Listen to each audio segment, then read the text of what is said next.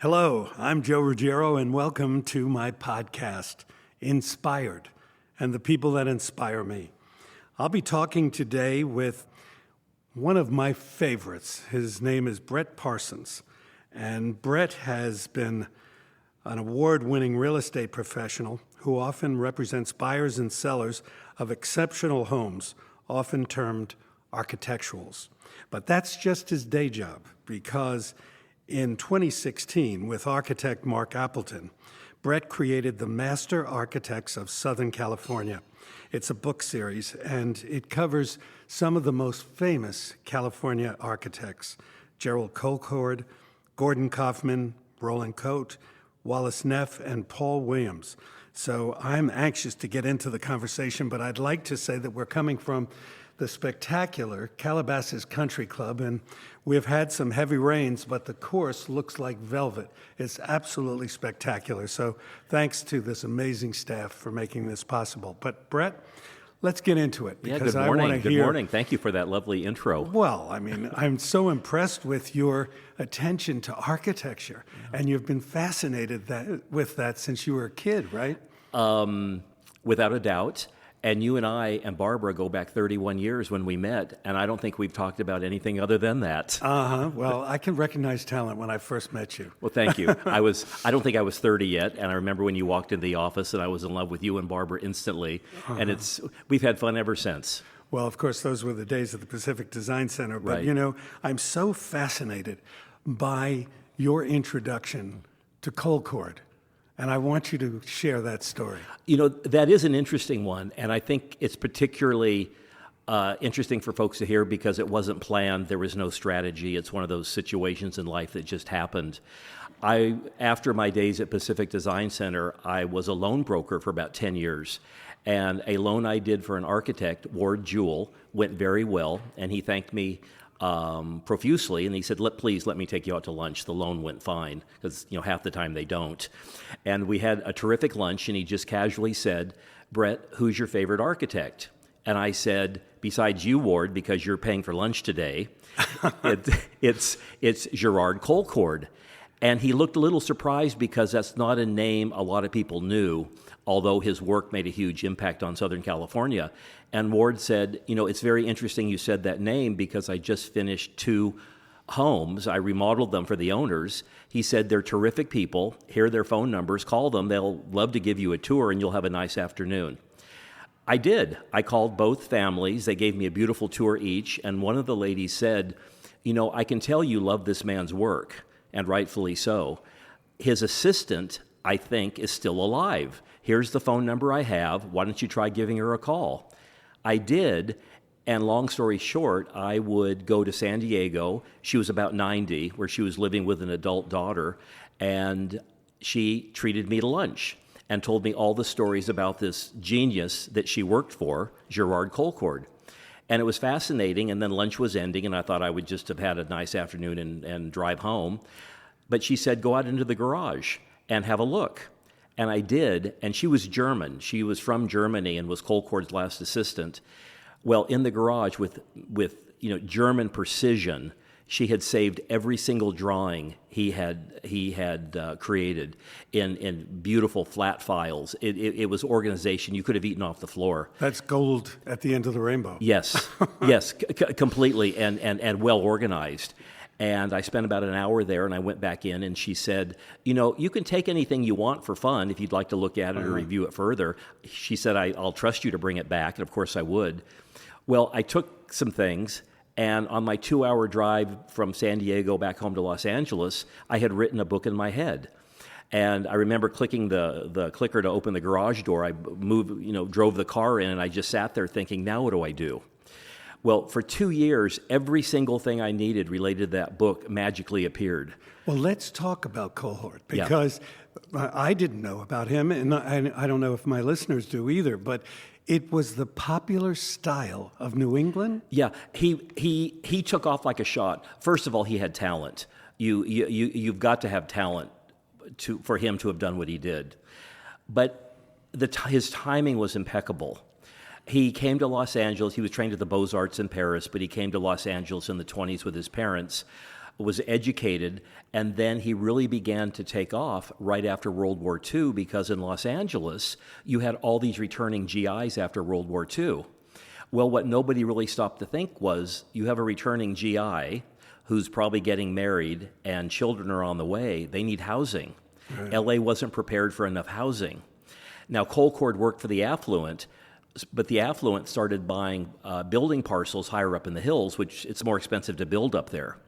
And because you have to have sewers and electrical and gas lines and whatnot, and everybody until that point had built in the flats, hence the flats of Beverly Hills. Right. So all these spectacular building lots became available, but they weren't rectangular, they were irregular. So he took a Connecticut colonial-style farmhouse, brought it to California, kept it to either one level or maybe 1.5 stories, but he jutted wings out in all the directions that the parcel would allow, which captured the light. Mm-hmm. So he brought a beautiful, tasteful, traditional, colonial aspect to Southern California, but in this wonderfully enchanting, irregular shape. Now, there's one particular that I would like to talk about, and that is Connie Wald, and who was the wife of the famous producer, Jerry Wald. Sure. And so tell me about... Mildred Pierce, by the way. Well, that's right. He produced that. But the one thing that really struck me, and I am just so fortunate to be able to go through some of the properties that you have shared with us, was that she and Audrey Hepburn were very good friends. Yeah, that's a fascinating house for a lot of reasons, not only the Hollywood aspect. That particular one was built in the 30s. It was built in the flats of Beverly Hills before the returning GIs. And it was a Pennsylvania Dutch colonial smack in the geographic center of Beverly Hills. Charm personified. And Mr. and Mrs. Barnett built it for themselves, but then when the Japanese bombed Pearl Harbor, lots of folks on the West Coast were scared, sold their homes for pennies on the dollar, and moved to the East Coast. Well, the Barnetts did just that. But Connie and Jerry Wald, he was an up-and-coming producer by that point and was on his way even further up the ladder. They bought the house for about $43,000, which she said was a chunk, but it was still low. Yeah. But they were able to buy it. It was about 6,000 square feet and 6 bedrooms and just charm at every turn. And she entertained Hollywood royalty there. Saturday night was the night to entertain in Hollywood, and everybody was off camera, and they would come over to Connie's for dinner. And that went on for years because Connie was a cook, and a very good cook. That's the thing that surprised me about the house. Yes. Because she had the movie theater, she had very luxurious, entry, beautifully designed. Mm-hmm. But then her kitchen wasn't really anything to speak about. Well, it was the original 1930s kitchen with the best butler's pantry I've ever seen. Well, she loved to cook. Yeah, and was an exceptional cook, an exceptional hostess. She was a collector of people, and she was very, very good at it. And she built a suite for Audrey Hepburn. Yeah. Well, later on, she met Audrey Hepburn. They became instant friends and would remain friends until Audrey's death in the 90s. And Audrey would stay at Connie's house whenever she was in town, whether it was for a week or months at a time in between pictures, so much so that Connie would call Gerard Colcord back, and they built a suite on. Of course, it looked original. It was so well done. Right. But they built it was called the Audrey Hepburn Suite, and that's where Audrey stayed whenever she visited. Well, I must say, full disclosure, that I was lucky to buy a piece of Audrey's furniture, which I still have to this time. And the thing that was interesting about it was a chair, and it was built low to the ground so that her boys could sit easily in the chair. There was that, but also her decorator at the time was Gladys Belzer. Oh, right, who was very, very famous in her day, not only for her decorating, but she had 3 famous daughters, one of whom was Loretta Young. Exactly. Uh-huh. So, and actually it was Connie, when I first interviewed her, I did about 300 interviews for the book. She was terrific. She was an early interview for me. And she told me, she said, "Bret, we never lock the front door. You don't have to in Beverly Hills." Not anymore. That's a different story today. But this was back in 2006. But she also said, "Bret, remember, Los Angeles is a great, big, small town. Everybody knows everybody." And they did, and they still do, although you would think that you wouldn't. But between Gladys Belzer and her daughter, Loretta Young, she was connected to these huge projects in throughout Hollywood and Beverly Hills and whatnot did Connie Wald's home. And of that era, furniture was naturally lower to the ground. Yeah, and it was from Billy Haynes, a famous decorator, so that women could show off their dresses to more advantageously. They'd sit lower, yes, they're and big. they could spread their dresses out. Yeah. Right. So that was the reason for the lower furniture. Now, going back to Coulthard, Yeah. he had influence in the set of I Love Lucy. Oh yeah. And how did that, when they supposedly moved to Connecticut, but it was filmed here? Right. So on that, the first house I mentioned about building on irregular lots up in the hills, on Bellagio Drive in Bel Air, there's called Wolf House. Homes are always named after the family that commissioned them. Even if there's 10 subsequent owners, it will always be known as the first family's house. So on Bellagio, there's a house called Wolf House, W-O-L-F. He was a trophy manufacturer, and it was typical Colcord, and it was so well done, it was published many, many times. Desi Arnaz needed to change up the script for I Love Lucy in 1955, I believe, and he followed what was going on in America. And by 1955, we were becoming more prosperous after World War II and moving to the country. And so he followed that in the storyline. So Ricky and Lucy moved to the country. And of course, if you're a New Yorker, you oftentimes will move to Connecticut. Right. So he took that storyline for I Love Lucy, but he had seen all the published reports on the Colcord house, Wolf House, up in Bel Air. And he took the Los Angeles Times Home Magazine, which was a very popular magazine, inserted in the LA Times during the day. People still miss that publication. And he told his set decorators to copy that for the set. And they built it in 4 days at Desilu Studios there, at Paramount Studios there at Gower and Melrose, and it was built in 4 days. Now, everybody was very, very happy with that, but they forgot one big situation that they were going to have to deal with, and that is the Connecticut stage set is 3 times wider than the New York apartment set. And so, nobody thought twice about it. But then when they started working on the set, they realized they'd have to change all the scripts. And they became more outlandish and more outrageous so that they could move the actors up and down the stage because they had so much more stage to work with. That's why you had those crazy dance scenes and whatnot. So you could move the actors up and down so they could fill the set, which was 3 times wider. Well, this is also an interesting piece. When you took me through the Paul Williams house, Julie London's, Right. the famous singer, Cry Me a River, I remember when you did that, and the house was quintessential Paul Williams. The circular room, the wonderful staircase. Right. But then in the family room, it was almost a reproduction of a Connecticut farmhouse. Right. Why did they do that? They were extraordinarily popular because, Los Angeles is a relatively new city. I know that sounds a little odd, but relatively speaking, it's a newer area. All our design influences came from the East Coast and the Midwest. So building something traditional in Los Angeles is what most people did. What's also interesting is after World War II, you had a great number of Jewish folks that moved to the United States. Their number one goal after World War II was to become assimilated and acclimated in the United States as quickly as possible. If you had a couple of extra dollars, you built yourself a colonial house so you would fit in and become acclimated to Los Angeles. So, LA is known for its great contemporary homes, but if you drive around and really do a count, traditional rules the day, always will. Give me a traditional any day to sell, it's much easier. That's what we're still used to. Well, talking about traditional, one of the most impressive architects that you've written about is Wallace Neff. Oh, he's wonderful. And he derived his inspiration from colonial Spanish? Sure. Was it? Yeah, and he would personify the colonial revivals. His is a fascinating story. He came from money. His family was the Rand McNally Atlas Corporation. So he started with a couple of extra bucks in the bank.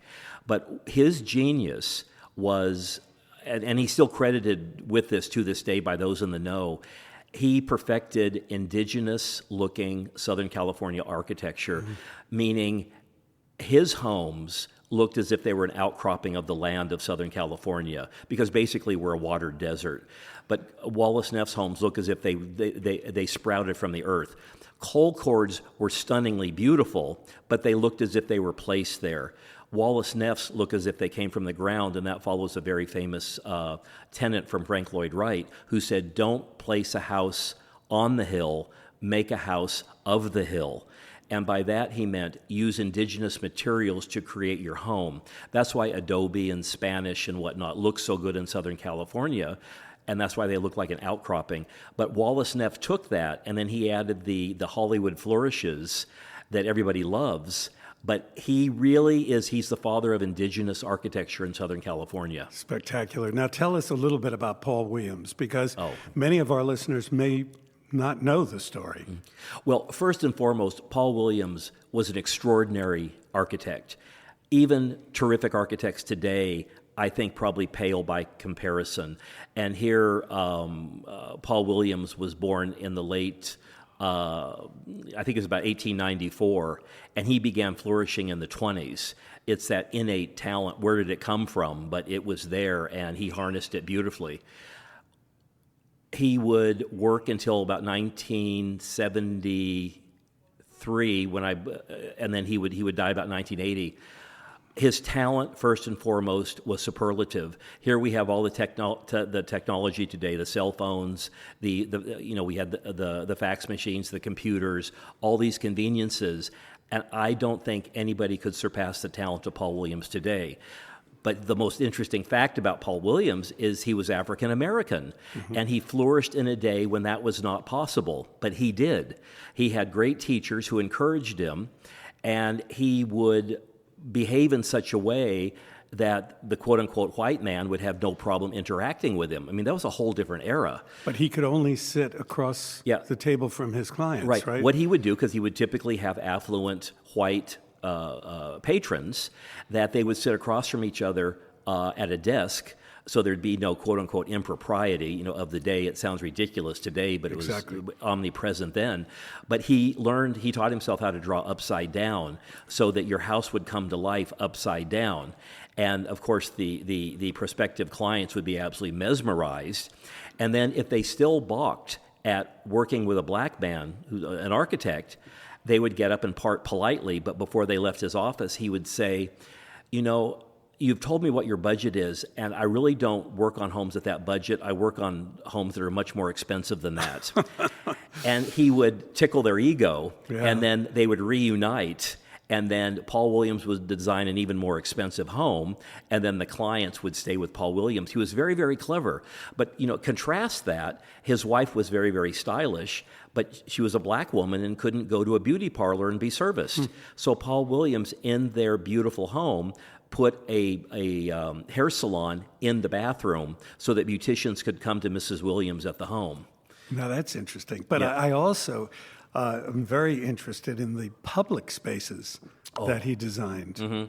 Yeah. Was the Beverly Hills Hotel one of them? Well, he did the renovation in the 50s. I see. And what's interesting is when you look at the logo of the Beverly Hills Hotel, that's his actual signature or his own script that says Beverly Hills Hotel. So Paul Williams basically signed the hotel. Very interesting. Yeah. Now, I want to go back in time a little bit because I was very intrigued reading your bio.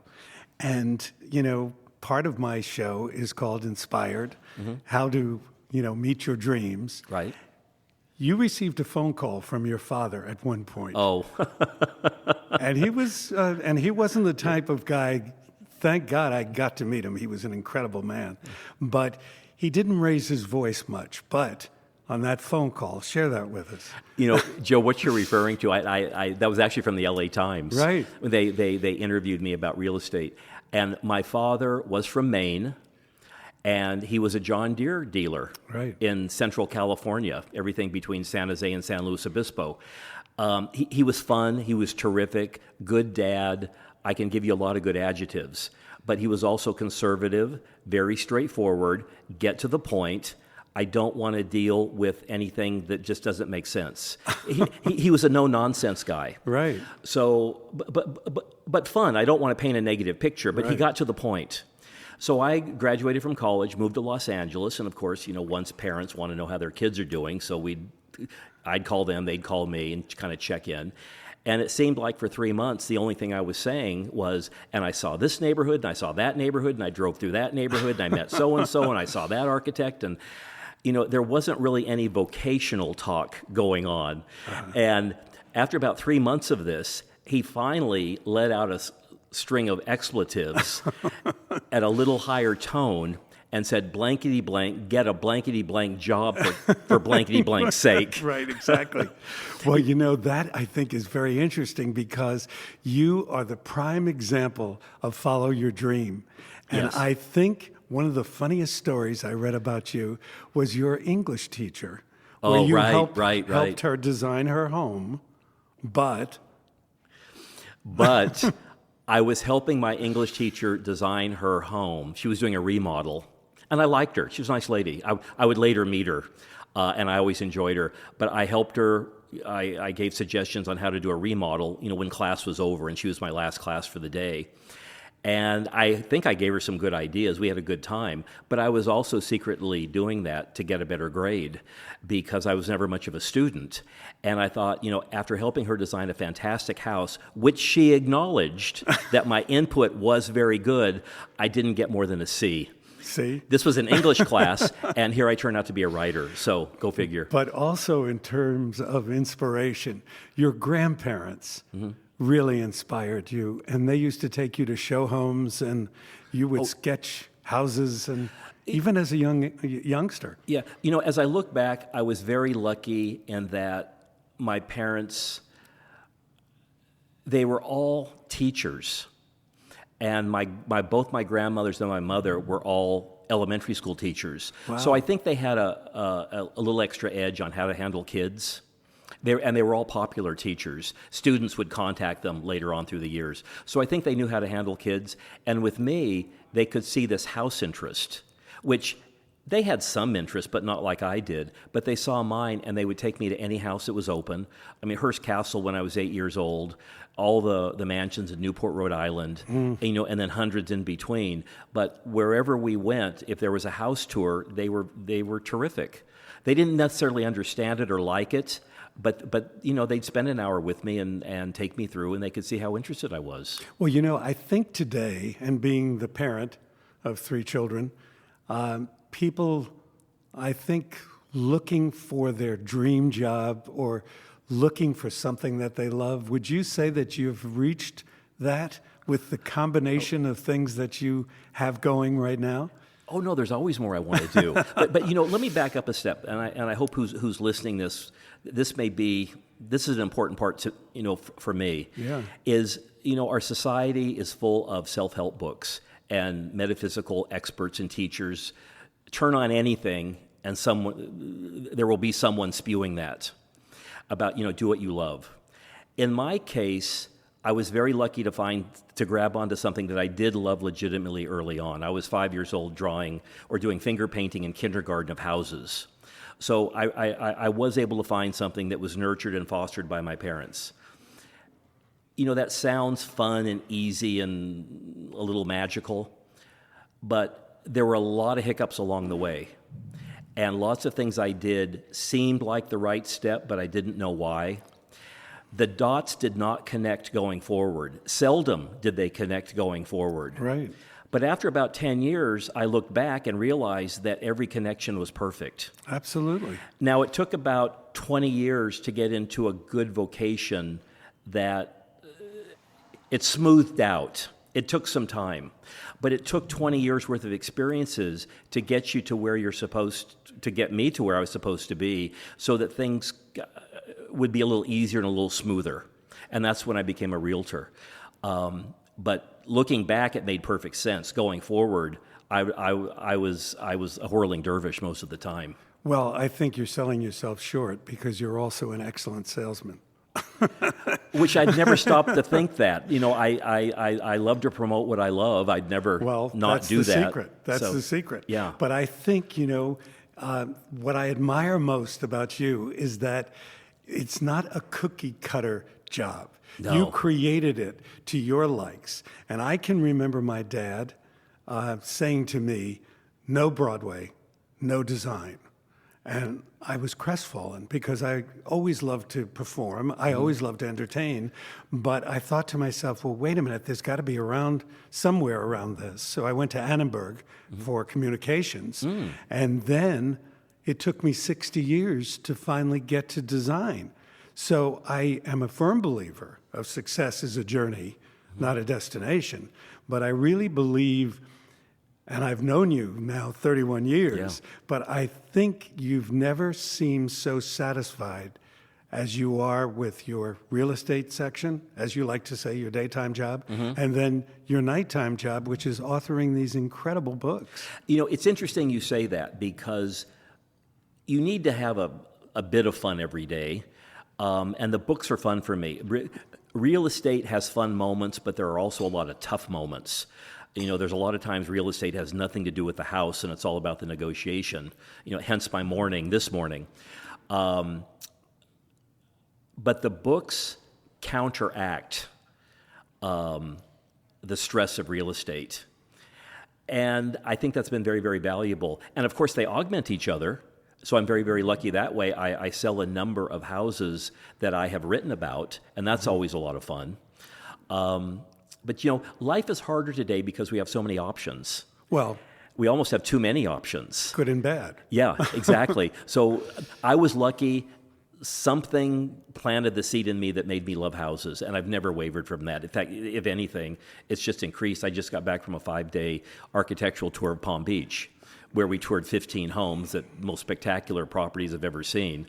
You know, and I already signed up for the next trip. So, but have you traveled in Europe? Oh, sure. Oh, because I didn't know that part of your life. Yeah, I've done that, but I always go back to homes built in America between World War I and World War II, anywhere in America. And the reason for that is we began prospering after World War I, and we had the best materials because we weren't shipping them off for the war effort anymore. So you had a real redwood 2x4 that measured 2x4, but then you had all the father-to-son training.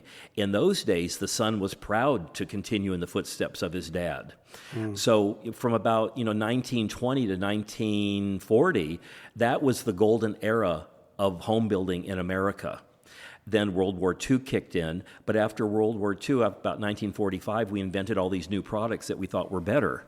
Of course, they're not, but that changed everything. But give me a 1920s, 30s home, I'm in heaven.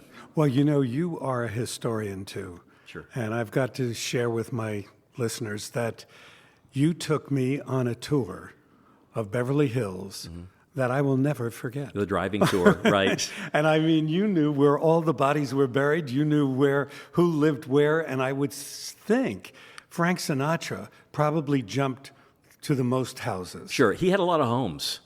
Yeah, he had a lot of wives too. I guess so, but I mean, I found that fascinating, and I have got to give you kudos. Well, I remember that tour, and I've given many since then. Los Angeles is the greatest home building region in the world, and a listener may be thinking, "Oh, you're crazy. Take me to a castle in Europe." But in Southern California, our weather is exemplary. Absolutely. So you can build any kind of architectural style you like. If you built a contemporary flat-roofed home in England, it lasts about 5 years. The rain would wipe it out. But in Southern California, you can do anything you want, and the weather's not going to get you. Plus, you can have a mountain house, a valley house, a beach house, a ski house, a townhouse. You can have anything within a 2-hour drive. And with the entertainment professions that are here, all that creative talent is here, creating the most magnificent homes you've ever seen. None of it makes sense, but it's extraordinarily beautiful. Everything's cheek by jowl, and it's absolutely fantastic. Well, I just want to do a disclosure here that we're not working for the Chamber of Commerce, but it is a great place to live. Yes. Now, is there anything that you would like to speak to? Can we get the books? Are they available on Amazon? Yeah. The first one was actually Colcord Home, Colcord, and that came out in 2008. And then the Master Architect series that I wrote in conjunction with Mark Appleton, Eleanor Schrader, Steve Vaught, and Stephen G.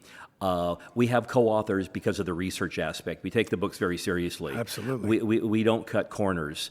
But what's interesting is we spend the most time on captions because we know everyone's going to look at the pictures and read the captions. Absolutely. But if you read the text, you're going to learn a lot.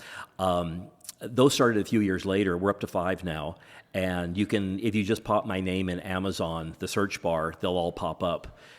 I think that's fantastic because many of the stories that you have shared with me, I didn't know about. And I think that architecture in California is fascinating. And we have a lot of history here. There are very deep roots, although you wouldn't think so from the surface. And if you think about it, Joe, everything happens in a home, much more so than an office. But, we live in homes. That's right. And our lives are there. Everything is built around our home. So if you can get a glimpse into the history of it, you get a glimpse into the lives and the lives that have been led. I mean, famous things have happened, bad things have happened, wonderful things have happened. I mean, a home is the laboratory for everything as human beings we go through. But I must admit, you are selling yourself short because you're also a very good interiors designer. And I will never forget the apartment you brought me to in Brentwood. It was a one of the first places I ever lived, yeah. One room. Mm-hmm. And it was so spectacular. It was a treehouse. The way you did it. Yeah. And, there was a bedroom, a living room, kitchen, everything was in one room. But through the magic of your eye, you were able to transform it into something really special. Of course, I love the compliment. I don't know if it's me or I have the eye to know who to hire to help me. But it's a balancing act. I could never do it professionally. That's a hard job. I think you do it well, and I am so happy you were able to share this time with us. I know you're a busy guy. And in closing, one word, what inspires you? Oh, you can maybe take 2. Well, it's going to be architecture because it's the representation of our soul. That's right. I think you're very right. Yeah, and it's so important because if how many people drive down great streets at Christmas to see all the decorations? It's because it makes you feel good. The same thing during the summer when the decorations are gone, you're driving by great seats or great houses because it brings a great deal of enjoyment. Absolutely. Makes you feel good. And if anyone can go for a drive with you, that to me was enjoyment. They are fun. I've never had a traffic accident. No, and I think that's amazing. Bret, thank you so much. Oh, you're welcome. And thank you fun. for sharing our time. And Ken, real quickly, how many more books are in the works? Mark Appleton and I are plotting the next one, which basically will be the 100 greatest houses of Los Angeles. Kind of a pictorial guide that you can hopefully drive with. I'll put that on my list. Okay, it'll be a good one. Thank you so much. You're welcome.